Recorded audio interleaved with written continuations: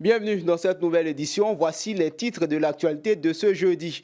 Boaké, une opération de fouille à la prison, fait 5 morts et 29 blessés. Vous aurez les détails dans cette édition.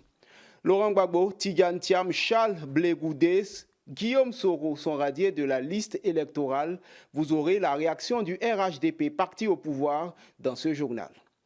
Tabaski 2025, nous ferons un focus au marché du mouton et du basin. Le fait marquant en Côte d'Ivoire, c'est cette actualité. 5 détenus ont été tués le mardi 3 juin 2025 à la prison de Boaké. C'était lors d'une opération de fouille qui a dégénéré. 23 détenus et 6 agents pénitentiaires ont également été blessés. Le film des événements avec Erin Haïté. L'opération s'inscrivait dans le cadre des procédures de sécurité pénitentiaire habituelles. Elle visait à extraire de la détention tous les objets interdits susceptibles de s'y trouver. Après les premières fouilles qui se sont déroulées sans difficulté, la situation a dégénéré à l'arrivée des agents dans le bâtiment E, où ceux-ci ont été violemment pris à partie par les détenus. Face à l'agressivité de certains prisonniers armés de gourdins, de marchettes et d'objets contondants, les agents débordés ont dû faire usage de sommations pour permettre leur repli. L'intervention des forces de la gendarmerie et de la police nationale a permis de contenir la situation et de rétablir l'ordre dans l'enceinte carcérale. Le bilan humain est lourd, 5 détenus décédés, 29 blessés dont 6 agents pénitentiaires, 23 détenus au total ont été blessés. Tous les blessés ont été pris en charge et un médecin légiste a été requis pour procéder aux constatations d'usage. Malgré cet incident tragique, la fouille a pu se poursuivre sans autre accroc et a abouti à la découverte d'un important stock d'objets interdits. Les autorités ont saisi plusieurs blocs de cannabis, des plaquettes de tramadol, 18 téléphones portables, 8 smartphones, 3 grenades et des armes blanches. Le parquet rappelle que ce type d'opération, déjà menée par le passé, avait permis de saisir des quantités significatives de drogue et d'armes au sein de la prison.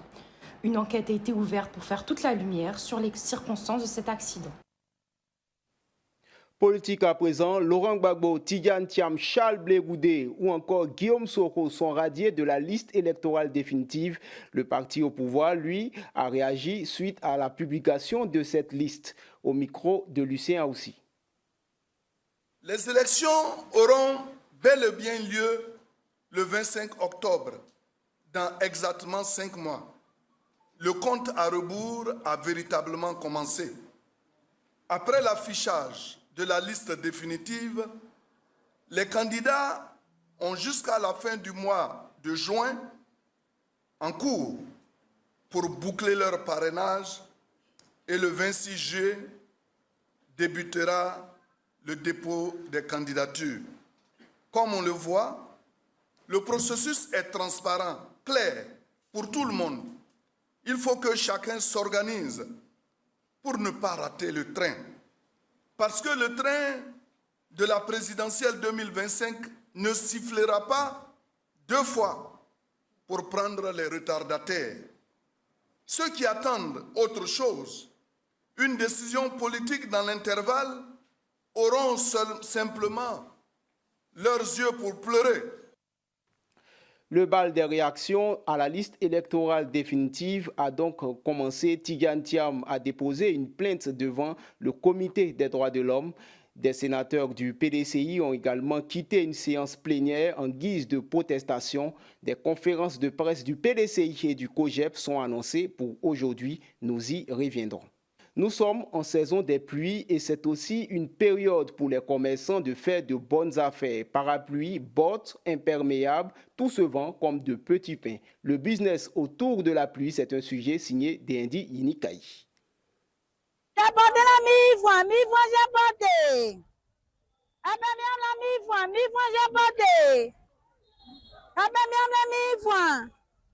Quand la pluie n'est pas un obstacle mais un moteur d'activité, elle fait éclore des commerces temporaires qui génèrent des revenus essentiels.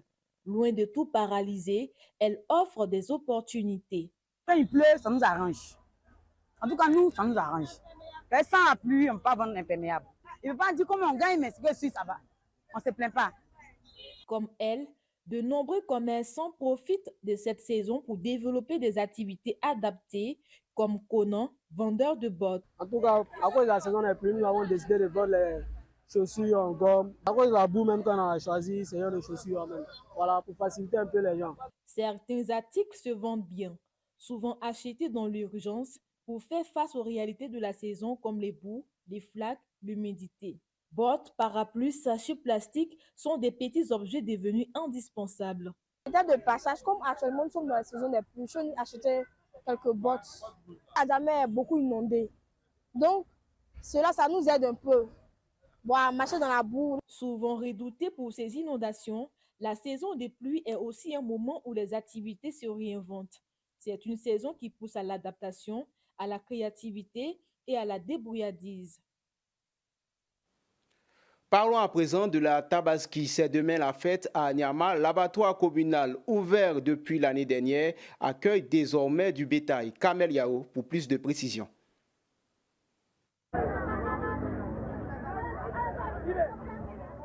Dans ce parc à bétail à ciel ouvert à Agnement, moutons, bœufs, chèvres, toutes les espèces sont disponibles. Cependant, les commerçants déplorent une faible affluence. Concernant la clientèle, c'est un peu lent cette année.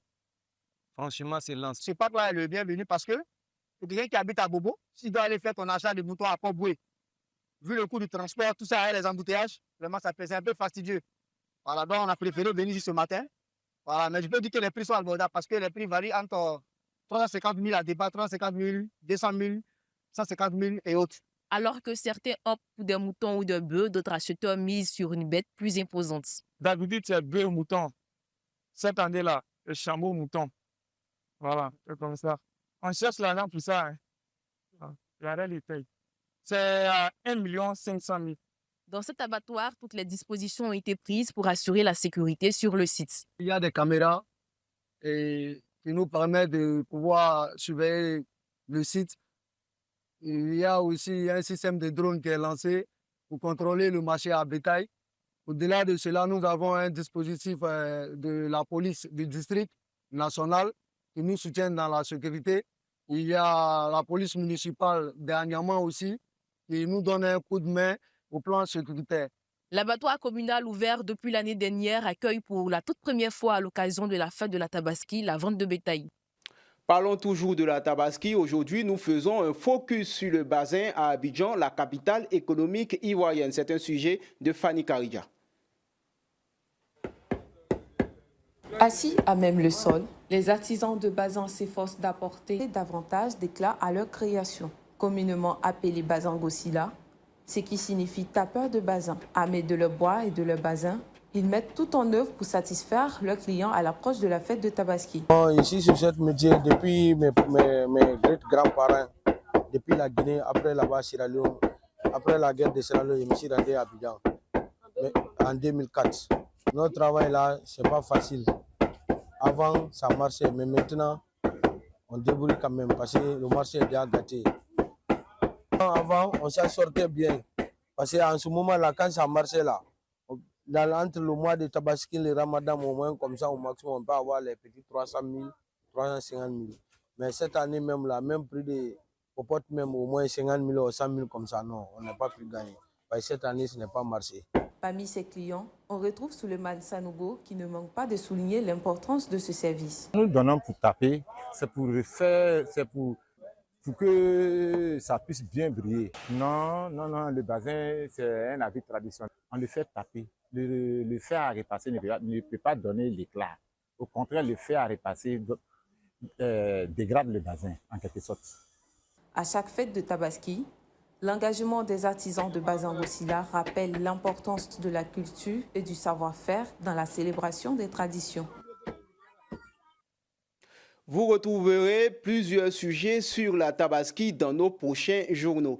C'est la fin de cette édition. Merci à tous de nous avoir suivis. L'information continue sur cette info et sur cetteinfo.ci. Portez-vous bien.